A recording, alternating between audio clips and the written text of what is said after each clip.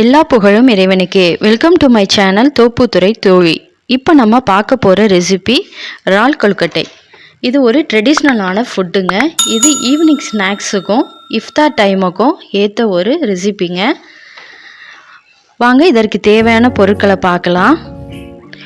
புழுங்கல் அரிசி 1/2 கிலோ, இறால் 1/2 கிலோ, சின்ன வெங்காயம் 200, தேங்காய் துருவல் 1 கப், பச்சை மிளகாய் 25 கிராம், மஞ்சத்தூள் 1 டீஸ்பூன், சோம்பு 2 டீஸ்பூன், உப்புத்தூள் தேவைக்கேற்ப.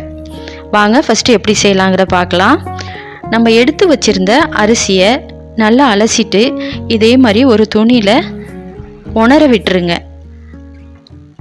இதே மாதிரி உணர்ந்தா போதும். இப்போ ஸ்டவ் ஆன் பண்ணி பேன் எடுத்து வச்சுக்கோங்க. அதில் நம்ம எடுத்து வச்சுருந்த இறாலை ஆட் பண்ணிக்கலாம். இதில் சுத்தமாக தண்ணி இருக்கக்கூடாது. இதில் நான் ஆயில் எதுவும் சேர்க்கலை. ஆயில் ஆட் பண்ணாமல் தான் நம்ம வதக்க போகிறோம். அந்த இறாலுக்கு தகுந்த உப்பை ஆட் பண்ணிக்கோங்க. இதே மாதிரி வதங்கினா போதுங்க. சுத்தமாக தண்ணிங்கிறது இருக்கக்கூடாது. இது கூட நம்ம மஞ்சத்தூளை ஆட் பண்ணிக்கலாம். இந்த அளவு இருந்தால் போதும். இதையும் நல்லா சேர்த்து அது கூட வதக்குங்க. ஒரு 2 நிமிஷம் வதங்கினா போதும். பாருங்க, இந்த மாதிரி இருக்கணும். இப்போ நம்ம கட் பண்ணி வச்சிருந்த சின்ன வெங்காயத்தை இது கூட சேர்த்துக்கலாம். இது கூட பச்சை மிளகாவையும் சேர்த்துக்கங்க. இது ரெண்டுமே சேர்ந்து அந்த இறால் கூட நல்லா வதங்கணும். அதையும் வதக்கி விட்டுக்கங்க. காரம் உங்களுக்கு தகுந்த மாதிரி பச்சை மிளகாய் ஆட் பண்ணிக்கோங்க. இப்போ வதங்கினதும் நம்ம எடுத்து வச்சிருந்த தேங்காய் துருவலையும் இது கூட சேர்த்துக்கங்க. இதுவும் நல்லா வதங்கணுங்க. பாருங்க, இந்த மாதிரி இருந்தா போதுமானது.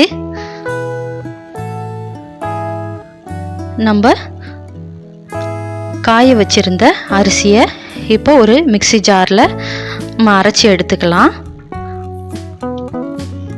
இது ரொம்ப நைஸாக அரைச்சிடக்கூடாது.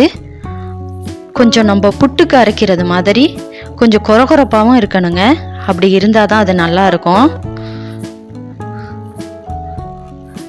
பாருங்க, இந்த அளவுக்கு அரைஞ்சிருக்கணும். கொஞ்சம் தொட்டு பார்த்தீங்கன்னா கொரகொரப்பாக இருக்கணும். இப்போ இதை இந்த பவுலில் மாற்றிடுங்க. இப்போ வச்சிருந்த அரிசியையும் அது கூட அரைச்சி நம்ம இந்த பவுலில் ஆட் பண்ணிடலாம். இப்போ இந்த இறாலை வதக்கி வச்சிருந்ததை சூடு ஆறிடுச்சு. இது ஒரு மிக்ஸி ஜாரில் சேர்த்துக்கங்க. இது கூட தண்ணி எதுவும் ஆட் பண்ண வேண்டாம். தண்ணி இல்லாமல் தான் அரைக்கணும். இது கூட நம்ம எடுத்து வச்சிருந்த சோம்பையும் ஆட் பண்ணிக்கோங்க. இந்த கொழுக்கட்டைக்கு வாசனை நல்லா இருக்குங்க. பாருங்க, இந்த பதத்துக்கு இருந்தால் போதுமானது. இதே மாதிரி கொரகொரப்பாக இருக்கணும்.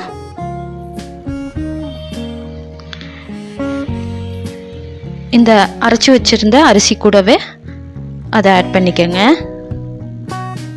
மீதமுள்ளதையும் இதே மாதிரி அரைச்சி எடுத்துக்கோங்க.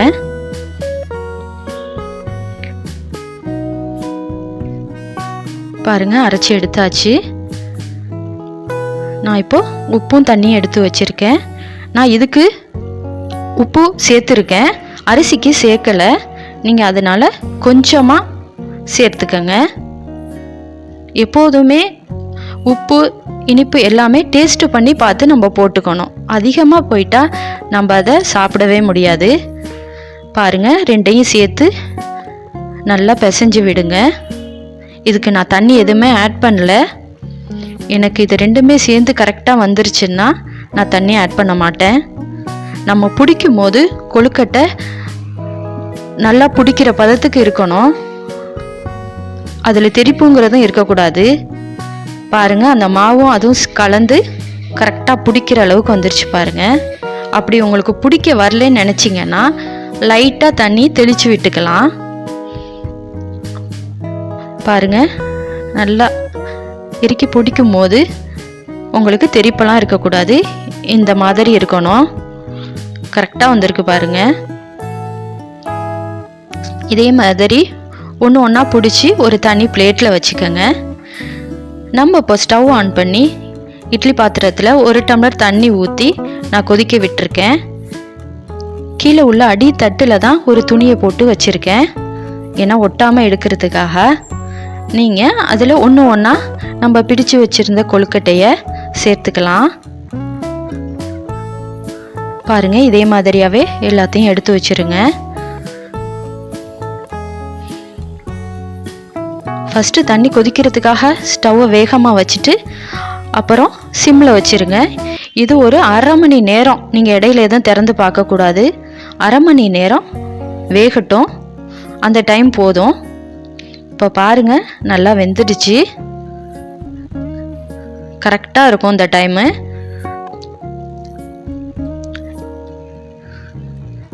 இப்போ இதை நம்ம தனியாக ஒரு பிளேட்டில் எடுத்து வச்சுக்கலாம். இது சாப்பிட ரொம்ப டேஸ்ட்டாக இருக்குங்க, சூப்பராகவும் இருக்குங்க. நீங்கள் டேஸ்ட்டு பண்ணி பார்த்துட்டு எனக்கு கமெண்ட் கொடுங்க. இந்த ரெசிபி உங்களுக்கு பிடிச்சிருந்தா லைக் பண்ணுங்கள், ஷேர் பண்ணுங்கள், சப்ஸ்கிரைப் பண்ணுங்கள்.